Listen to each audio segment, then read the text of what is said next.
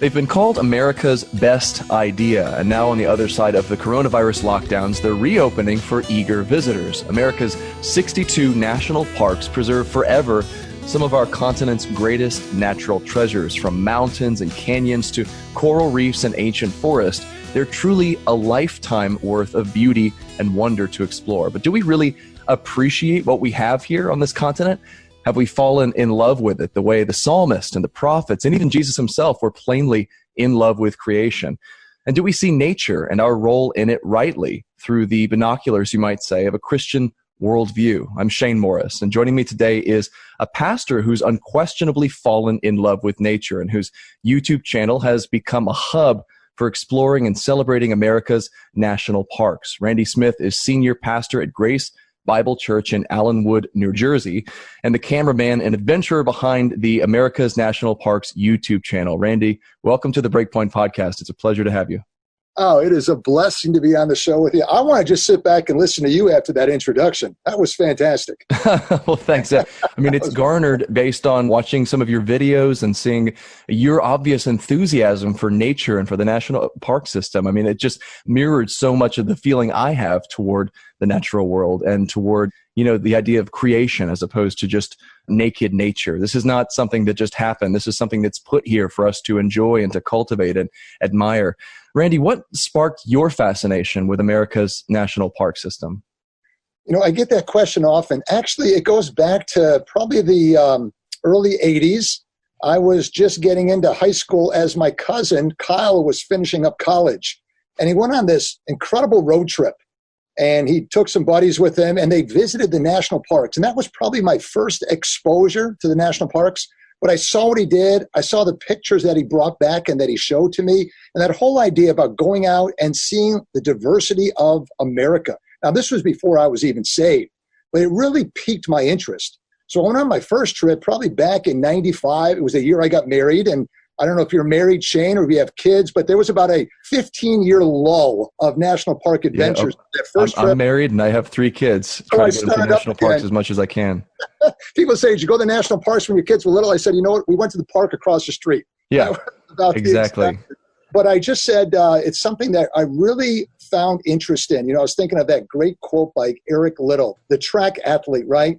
That said, God made me fast, and when I run, I feel his pleasure. And I experienced that right away. So I went on my first trip in 95. I'm a believer at that point, and I just felt God's pleasure. I felt like I was in my environment. I felt like I was in God's world, seeing him in a way that I never experienced him before. And then, you kind of back it up a little bit. And as you go through life, you start realizing you need to develop your priorities. You need to find out who you are, what's important to you, where your gifts are, how God has made you different from other people, what God has called you to do. And that is a responsibility, Shane, as you know, as a Christian, we have continually to be examining ourselves and making sure our life is lining up with God's direction for us. So the national park thing, really, to go back to your question, kind of fit into that. And what I always see it as is, for all of us as believers, God is, of course, on top of the pyramid. He is not part of the pyramid. He is the pyramid, and all things are done for him. And then below that is a family, of course, number one, and then my career and church life. But as a pastor, those merge together quite a bit. And then below that, I kind of have found out my identity. Instead of doing a lot of things, doing a few things and doing them well. And I have a quote ministry, a Christian quote ministry called Grace Quotes. I enjoy exercising, and then I enjoy the national park. So it just became something that I viewed where I can not only connect with my family going up that pyramid, if that makes sense, but also having that pyramid terminate with God's glory. So I accomplish God's glory, desire to live for God's glory, while ministering to and creating memories with my family, doing something that I enjoy doing. And to me, that is like the best of all worlds. So, what's important for us a year from now, 100 years from now, 1,000 years from now? And it's investing in other people. It's worshiping God, because really that's all that matters when it's said and done. Those are the things that are eternal, and the national park adventure, we can go into more specifically, really accomplishes that for me. Well, you've got bunches of videos up on YouTube just exploring the national park system, Q&As with you and your daughters talking about the parks that you visited and your favorites. You have like a top 10 list where you go through the best national parks in the country. And I was really happy to see that Dry Tortugas National Park down in the Florida Keys made the list. You'll be shocked to know that I'm a lifelong Florida resident, except for 4 years in Virginia, but I've never been to Dry Tortugas. I've been to the Keys, I really enjoyed it, done some scuba diving there, but I'm sort of a West Coast Tampa Bay boy, and my family always went vacation down to the Naples, Fort Myers area and Sanibel Island. So that was our local hangout, and it was really quiet, and it wasn't as glamorous as the Keys, but we really enjoyed it. So I've got to get down there, though, to Fort Jefferson and Dry Tortugas because it looks absolutely spectacular. And I'm just touched as a Floridian, as a Florida man, that you would pick that at the top of your list, even after all those beautiful national parks out west. A quick comment on that one real fast. Sure. When I did that, it was a top 15. For me, because I love the park so much, you can't really rank them. They are all so different. Right. They're so diverse. They're all beautiful. So it's hard to put them in a proper order. So I base that list upon my personal enjoyment. So I'm not saying Dry Tortugas is necessarily is grander than the Grand Canyon or Yosemite or Yellowstone, but based upon enjoyment, that, not to spoil it for people that might want to watch the video, but that came in at number 1 if you saw that. Yeah. And I took some flack from people out there. They're like, what's wrong with you? So I'm glad to hear I have a kindred spirit that supports, because we went there and we had the time of our lives. I loved it there. I've heard the stars are just incredible, like gobsmackingly incredible out there. Absolutely. Absolutely. That's amazing. You mentioned Fort Jefferson. You got the history there.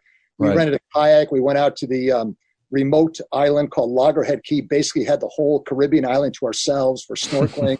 And then we came out, we camped out on Garden Key, which is the main key there where the fort is. Everybody left and we had that key to ourselves for 3 nights as well. We had a great time there. It was a lot of fun. Spectacular. Well, Randy, how does time in creation change us? I think there's a change that comes over us and sort of a recalibration when we get out and we, commune with God's creation. We see his majesty reflected around us. What do we discover in the overwhelming awe of both large and small scale wonders in nature?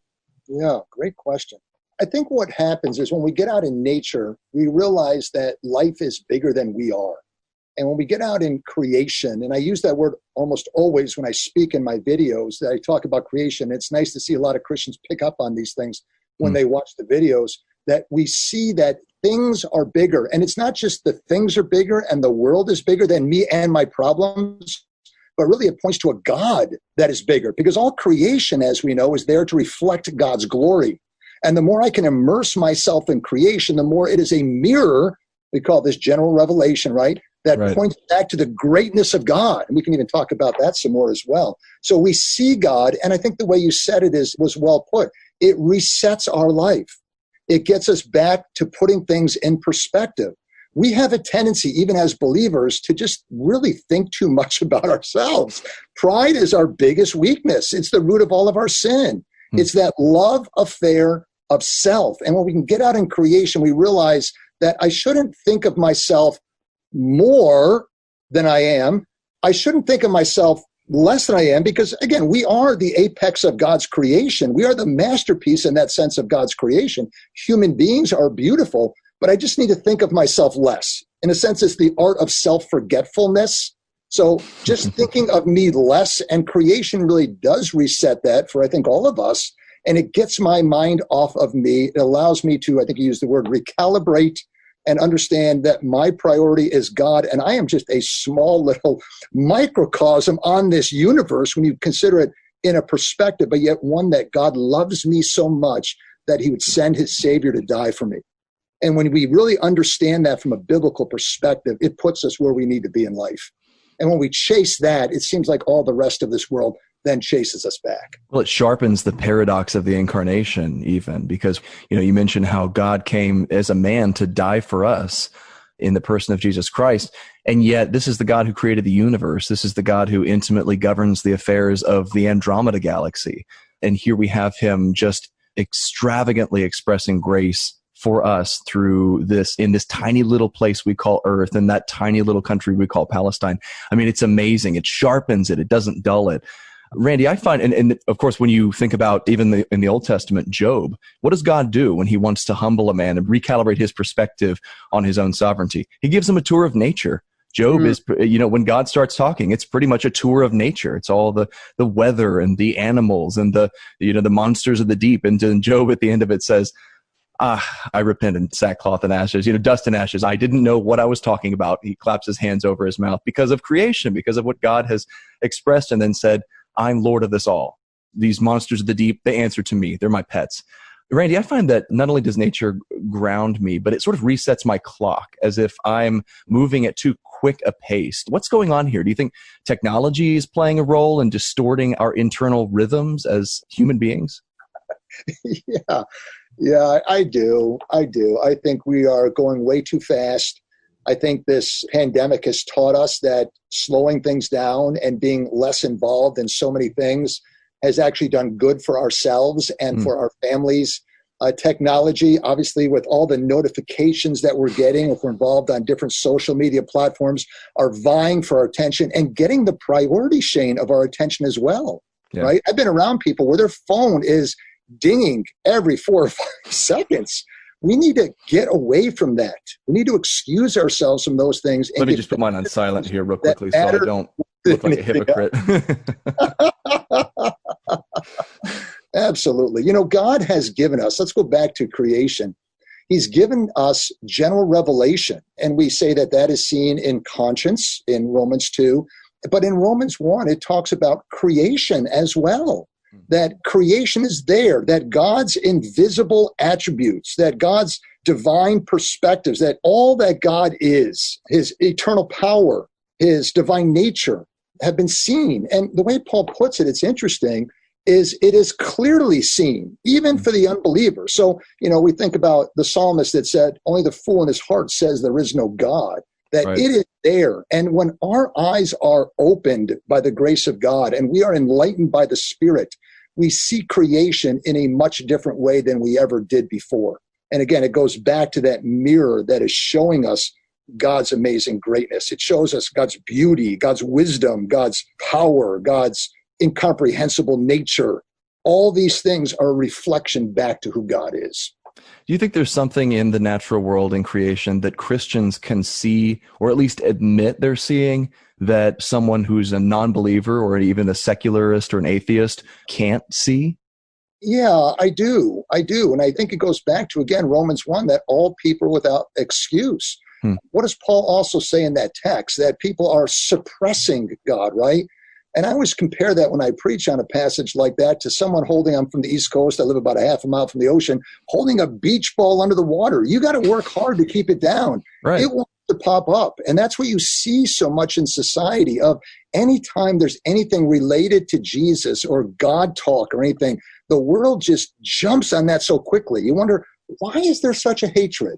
When we live in an age, Shane, of tolerance, where we need to accept everybody's opinion, but the moment anyone starts going down the God road, you just see the hair on people's necks sticking up. Why is it? Because it's that desire to suppress the truth and unrighteousness. And creation, Psalm 19:1, is declaring what? The glory of God. When we go outside, it is impossible to look around or even just look at you. You said you have children, to see the birth of a child and say, you know what? It all just evolved. It's impossible.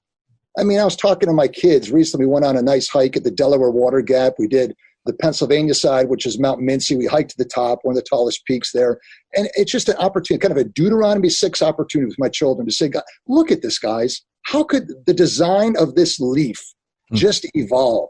How could evolution produce the diversity of colors that we explore? How can we see the vast mountains, but yet these small microscopic bugs at the same time?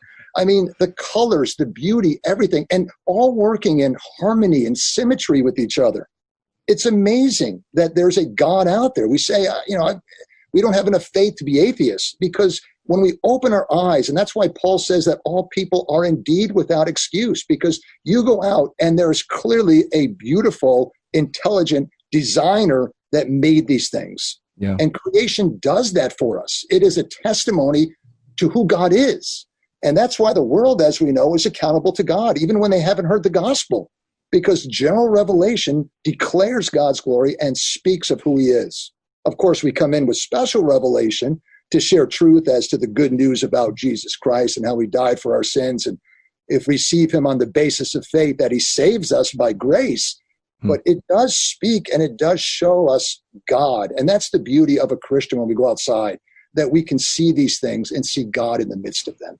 Well, just the fact that we look at creation and recognize beauty. I mean, there was a New York Times article last year at some point, and we did a BreakPoint on it, and it was about the extravagance of beauty. And it detailed this new school of evolutionary thinking that says, well, you know what? Beauty did not necessarily evolve to, and again, I'm slipping into the evolutionary way of thinking and speaking here for the sake of argument, did not necessarily evolve for the sake of survival. There's too much extravagant beauty that doesn't even serve an obvious survival end in, birds and butterflies and plants and all these living things. So therefore, there must be some other selection mechanism. And they talked about sexual selection, where females of a lot of species just like pretty guys. They like to see those extravagant feathers and those crazy colors and all that good stuff. But we took it in a different direction. We said that, well, we're assuming that all this beauty is designed for, the other birds and the other insects and whatnot. But what if it's designed for our eyes? What if it's designed for the image bearers who are here to, behold God's beauty and tend it and steward it? That's a really compelling argument. I think the extravagance of beauty is an underserved and powerful argument for, the design of everything. Randy, I want to shift gears here for a second, because you've done so much exploring in America's national parks. And one of the things that you note in several of your videos is that this tree or this set of geysers or, this particular mountain range is unique in the world. There's something here that is truly special about the American continent. We have some treasures that no one else has. What are a few of those treasures that we just got to see as Americans? Yeah. It's funny. I get comments, a lot of comments. I try to answer all my comments to the best of my ability, but I get a lot of comments from international folks. And frequently it's like, I can't wait to visit America. Or cool. You guys are blessed to live in that country. And I think, I love the fact that people are into international travels. I think that's great. I'm not trying to knock that. But I think I get concerned when people are talking about the international travels when they're missing so much beauty right here in America. And we have that diversity. I mean, you're from Florida. You have an amazing tropical zone down there. So you get down to the Everglades as long as it's there until the pythons destroy it, that is. But that's an incredible ecosystem down there that is unlike any other part in the United States. And then you can get over to, Big Bend National Park in Texas, and you're down there right on the Mexican border in this arid, rugged climate with a completely different appearance. And then head up to the Black Hills or head over to Acadia National Park in Maine and see mountains that come right up to the East Coast, which you see nowhere else on the East Coast. So no matter where you go, even Olympic National Park in Washington State, there's a rainforest there. No, people don't know that, but we have a rainforest right here in America. So one of the world's only, if not the only, temperate rainforest, right? Isn't that incredible? Yeah. I mean, you got the mountains, we got two oceans, we got the rivers. We have so many things here. We have the Great Plains that are beautiful in and of themselves. The whole California region, southern Utah. Probably giving you more than you want here right now, but probably one of my favorite locations. You have 5 national parks right there in southern Utah. You could take a week vacation and hit all of them for the most part. Incredible places. And they're all, in a sense, diverse from each other and unique. So, yeah, I just think there's so much beauty right here in our country. And I talk to people in America, and most people in America, Shane, you're an outdoors guy, they'll tell you they've never been to any national parks, any of them. And I'd encourage people to get out. I think the concern that people have is it's hard to plan the trip. And it really isn't. Just, we have the internet nowadays, and pretty much everything you need is right there at your fingertips. So I'd encourage you to get beyond that. And then the expenses. I mean, Shane, let's be honest here. I'm a pastor with 4 kids and a wife to feed and a dog as well. I mean, the money's not rolling in here, So, I mean, if we can do, and you've seen the channel and how many trips we've done, right? We have found a very inexpensive way to do it. Now, you have to rough it a little bit. You're not eating steak and lobster every night, and you're not sleeping in a 5-star hotel. You're actually on the ground in a tent, but it can be done at a very affordable rate. Now, let me also mention this too, kind of related to that. These trips on a personal level have done more for our family on a personal level, on a relational level, on a spiritual level than anything we have done.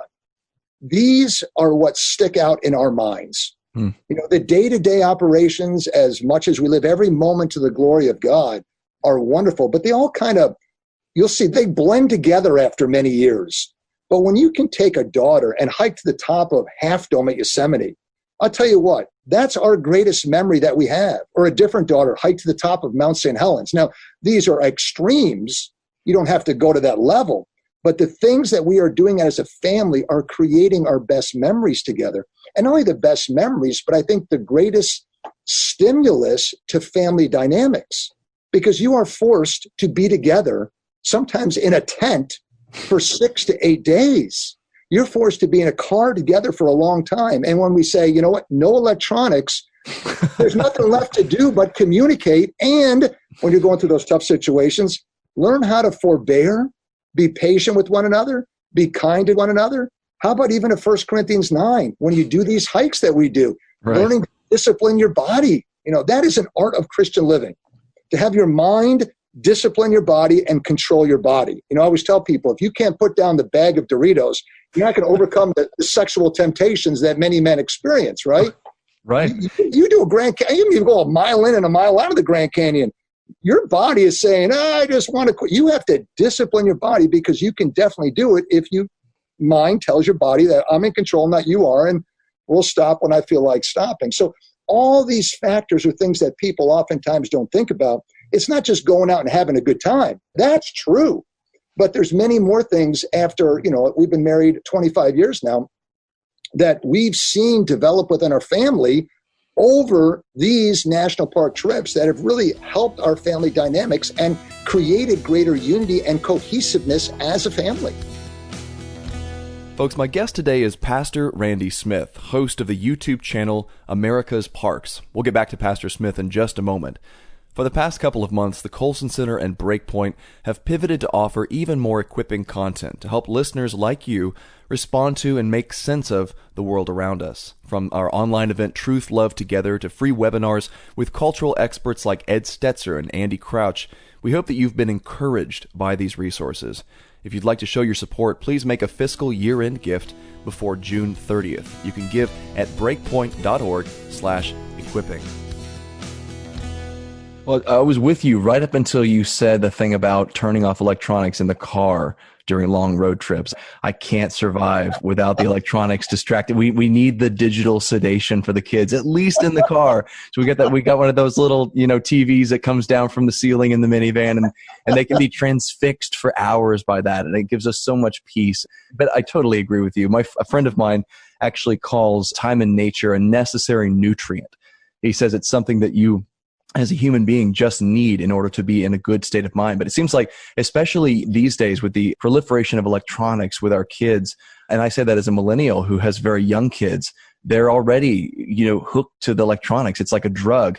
How do you peel them away from that? With your kids, you've probably had a situation where they've just been raised in the park system and in nature. But how do you peel kids away from that and get them to take their necessary nutrient, you know, to really begin to fall in love with time in creation? I don't want to come off as the guy that's got the answer that does this. We are far from Randy Smith has all the answers, folks. So implement them. Close. Take note. And I would say that when our kids were young, there are times, and maybe people disagree with it, where there's nothing better than putting a video in just to kind of let them chill out and let mom and dad chill out a little bit more as well. So right. I don't want to paint that picture. But as they get older, and we really, like I said, we didn't do a lot of the trips when they were young. There's some inherent dangers. They just don't appreciate it. They'd rather go on a slide than see a geyser at Yellowstone. So I'm not going to take them 3,000 miles away when I can take them across the street. So, you know, they get older. And when they get older, now we're developing some more self-control. We're developing some more disciplines and lessons for life that are applicable as you get older, as a young adult. And part of it, let's just be very blunt here. It's a parent saying, it's not happening. You know, it's not happening. Put the phone down. I'm the mom. I'm the dad. We're the ones in authority. We know what's best, not you. And we are going to have a good time without electronics. You know, I didn't grow up in your generation. I grew up when we didn't have electronics. I mean, the coolest kid in the block was the kid that, like, his dad bought a VCR, you know, and everybody would watch, like, the 2 movies that they bought on it. And that's all you had. This was pre-cable television. This is how old I go back. And if you want a song, you got to wait for it to come on the radio and then pop in the tape really quick and hit record. I remember that part. I mean, I remember the days of having to get up and turn the channel on the television set. We're talking pre-remote control, But I mean, it's like, it's our job as parents to set the rules and to not let the kids lead the family. It's our job as parents to lead the family and to do what is best. They might not get it at the time, but that doesn't matter because they didn't get it when I told them they need to eat peas for dinner and not ice cream. So this is part of life. This is part of them trusting their parents in having made good decisions for them that have proven to be faithful. And now when they're 13 years old and mom and dad say, you know what, we're going to put the phones down for a day. Or, we'll give them some grace. Maybe a half hour at the end of the day, you can get on and text your friends and send some pictures. But we're going to put the phones down and we're going to make sure that we have, without any distraction, concentrated family time together where we can really talk to each other. A funny story, we were in Acadia. My daughter and I were in Acadia National Park in Maine. Great, great place. Actually, my wife and I did our honeymoon there. So that tells you a little bit about my Was that number 2 on the list? The national park. My wife, no. First wife still. Oh, no. No. Okay. Yeah, good one. I meant the national park. Was that number 2 or 3 on the countdown? It was like around. You got me there. You got me. Well done. Number six. Okay, that's right. Yeah. It looks like a beautiful place. I haven't been there. In fact, I've never even been to Maine. So it's just, you could spend a week there and still find new things to do. But we were at a restaurant. My daughter and I were at a restaurant having dinner, and I look over and I see a family that are praying at the table. Mom, dad, and 2 kids. Now, first of all, you rarely see teenagers still hanging around with their parents. So that was encouraging to me. We live on the boardwalk right by the beach there, and you always see everybody together, but you never see teenagers hanging out with their folks. So this is something that we're really pleased with, that our children still want to hang out with us, or that an old man like me still wants a daughter that enjoys being with her dad and going away on a nice one-on-one trip. But anyway, we're at this restaurant in Acadia, and I look over and I see a family, 2 kids, mom and dad, heads are down, they're praying at the table. And I tapped my daughter on the shoulder and I said, look at that. That encourages my heart. That really encourages my heart. And we're talking, I look over and they're still praying. And I'm like, wow, you're a believer. There's usually just that guide of how long you go with a prayer before the meal, and they had exceeded it. And I'm like, they're still praying over there. Wow, they must be really spiritual. And I look a little closer and they're all on their cell phones. Now, I wouldn't be surprised if they were probably texting each other at the table. But guys, put the phones down. And I mean, our world is so busy. We have so little time to spend together. When we do get these rare opportunities, maximize that time and make the most of the opportunity. And don't just have the small talk. Get into actual communication, sharing your thoughts, sharing your feelings, sharing your beliefs. When you spend it's hard to just grab a kid and have a deep talk. But when you're spending a week together, the opportunities present themselves a lot easier, and you kind of loosen up around each other a little bit more, where now you can have deeper conversations. And this is our job as parents, to kind of probe into their hearts and to talk to them and disciple them in these situations. And again, I don't want to make more out of it than it actually is, but these trips, Shane, have done so much for us in that regard.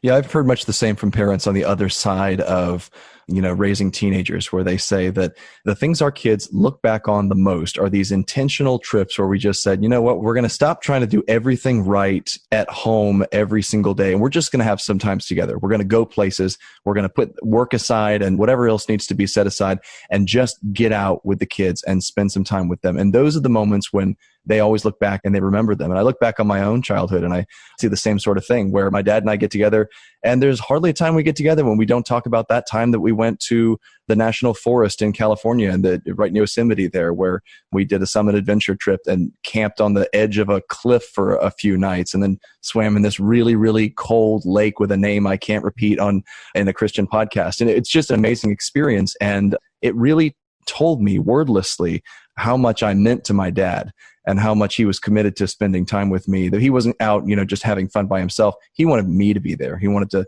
spend those few days with me and then have spiritual reflections along the way. Talk to us for a second here. We're coming up on the end of our time, but let's talk about conservation and ecology a little bit, because those are sort of dirty words a lot of times in Christian circles, right? Those of us who are very conservative in our politics wonder, well, is this a power grab by the government? What is it that the Christian should think about ecology and about preserving the natural world? Is this part of our worldview? Yeah, well, my perspective on that is I think we have, both as unbelievers and believers, we've erred on both ends. We've gone to extremes. You hear of a lot of Christians that because there is such a love for Mother Earth, Earth Day, and the worship of Earth by an unbeliever, that we have to let the pendulum swing so far the other way that we don't realize that we have a responsibility as God's creation, as in a sense the apex of God's creation, to effectively steward creation. And I don't want to worship nature, but I see nothing wrong with protecting and preserving nature. And I see nothing wrong with cleanup days. You know, I swim in the ocean by my house, and it is a lot cleaner now than it was when we first moved to New Jersey 20 years ago.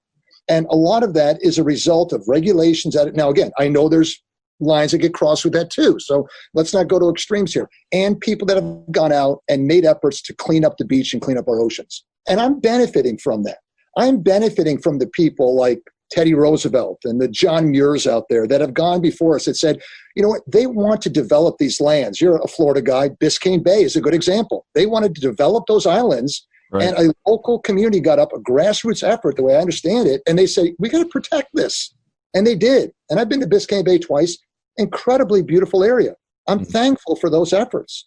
I'm thankful for some regulations that allow us to do these kind of things. I'm glad that we can still experience the wildlife and the animals. I mean, they're introducing the wolves now, I believe, back into Yellowstone. And these are all, I think, good things. We can go too far with them, but I see nothing wrong with being a good steward. I think that is our responsibility to be a good steward of creation.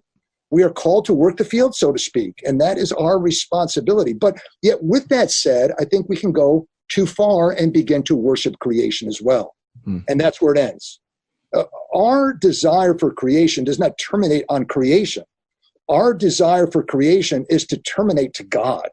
And creation then becomes a window for us to see God and to see his invisible attributes, as we talked about. It's like Lewis said in Surprised by Joy, that if you focus on the thing that's bringing you joy, that's reminding you of the great joy for which you were created, then it's going to become a source of idolatry and destruction in your life. It's no longer going to be reflecting that joy because it was never the source to begin with. It was only a reflection of that joy. And that's what we find in nature.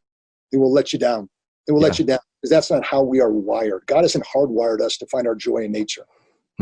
Nature is a means to find our joy in God, you know. And you know, something else really quick that popped in my head. I know we're running out of time, but what I've enjoyed is there are things that I can do with my YouTube channel to really boost my subscribers. I know what I could do. And I could just present the videos a lot differently. I can make them into almost, if you want to go here, here's the things you need to see, kind of the travel documentary to give you the facts for people that would be travelers to go to a specific location. And I've been tempted, and sometimes I do that, but I've been tempted to go there, and I've pulled back because I've really kept them personal. Because what I get that those channels don't get are people writing and saying, you know what, I really admire the relationship you have with your children. You've taught me lessons about God that I've never understood before. You've given me a desire to go out and explore creation and explore it with the people I love the most and begin creating those memories. And I see the relationship that you have with your children because we do one-on-one trips as well, as you see. And it's like, that doesn't just come when you go to a park. You know, I'm not sitting down with them as we pull the camera out and say, okay, now I know we can't stand each other, but let's just put on a good show for the video here. You know, what you see there is genuine. And that comes, I'm sure you and your wife are treating your children this way. These are years of building those relationships. And this is the overflow. This is the result of all those years of discipleship and investment and love and pouring into these kids that God has blessed us with, these souls. And it's neat to see it come out, and it's neat to see people see that, comment on that, and be inspired by that. You know, our church is a good-sized church. And as a pastor, it's hard for people to get to know me personally, but they can watch these videos and see a side of me because I'm just a normal guy that they're like, you know what? I like that guy. He's a guy like us. Yeah. He's a guy like us that makes mistakes. He knows how to laugh at himself and is just doing his best to raise his family in the way that he sees possible. So it's neat to see how it started with just love the Americans parks, but it's blossomed into things so much greater than that. And that's where I find my greatest satisfaction with the YouTube channel. My guest today has been Randy Smith, a pastor, dad, and adventurer, and the guy behind one of the best outdoors channels on YouTube. It's an exploration and celebration of America's national park system. If you want to check him out, just come to breakpoint.org and we'll link you to his channel, or you can go right to YouTube and look him up there. Well, folks, that's where we initially concluded our podcast, but I accidentally forgot to stop recording, and Pastor Smith and I started talking about scuba diving, Florida, which is where I live, and the beautiful natural springs here. With his permission, I want to share with you that part of our conversation because Pastor Smith hits on a beautiful point. As wonderful as creation is, we're promised something even better. So here's Pastor Randy Smith again. I got a buddy I connected with on YouTube, and he's got a nice channel too, and he lives in Florida. And he has some videos up of the Florida springs, those crystal blue. Oh, yeah. You done some diving in those? Best kept secret. That's where I learned to dive. They look amazing. Yeah, it's like 200-foot visibility on a good day in many of those springs. It's just like crystal clear water. It's so clean, actually. You can, once you get down in the vent area where there's no, there aren't people sitting there peeing or something, you can just drink the water. Like there's this area called Rainbow River, a little bit north of me. And we like to go there a couple times a year, but there are vents all throughout the river where the water just coming out pure and filtered from the limestone layer under the state. And you can just swim inside the vents. You can, snorkel and hold your breath in there and go in this little cave, and people got their initials inscribed on the sides, but it's just crystal clear. And then there's a river there's just the grass. I forget what it's called, manatee grass or something like that on the bottom, the whole thing. So it's like turquoise water with this swaying bright green grass at the bottom. And I always look at it and I say, that's what the river of life at the end of Revelation looks like. That's what it's going to look like in the New Jerusalem when we see that flowing from the throne. Isn't it neat? That's another interesting conversation, because how much of what we see here is a foretaste of glory? Oh, absolutely. Yeah. I really feel like a lot of what I think Lewis even made a quote along these lines that I think was a quote that you even just mentioned too, that so much of what we see here never reaches its fulfillment here. It almost shows that needs to be a greater fulfillment in the future. Of course. And I believe so strongly when people talk about heaven, like, I don't know if I really want to go there. It sounds, like, even if you play golf for 10,000 years, it's going to get bored after a while, even if there's no sand traps. But you're not, but here we have giant alligators that wander randomly across the golf course. So that keeps it really interesting. I've seen that. That's nuts. That's what I think is going to make heaven so amazing. We know it's going to be beautiful, but the fulfillment of those things, and how many of those things we see here on earth are just like a small taste. Like, you like that experience. You like that feeling you have when you're with your wife. You like that when someone gives you a nice compliment. You like the beauty of the seagrass that you talk about. These are just a foretaste of what you'll be experiencing with God in glory. And it really seems like when we get there, we're going to look back and say, yeah, this is nothing compared to what we're enjoying up here right now.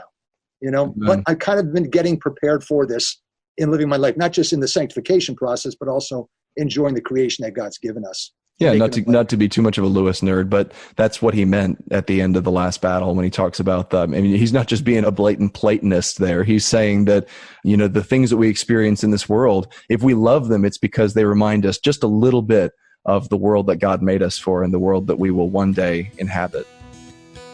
And with that, we'll wrap up this edition of the BreakPoint Podcast. Thanks so much for listening. And please remember that our fiscal year end is fast approaching. Recently, we received this encouraging comment from a Colson Center supporter. I appreciate organizations like the Colson Center and many others that are in the trenches working to bring reason and respect back into the national conversation.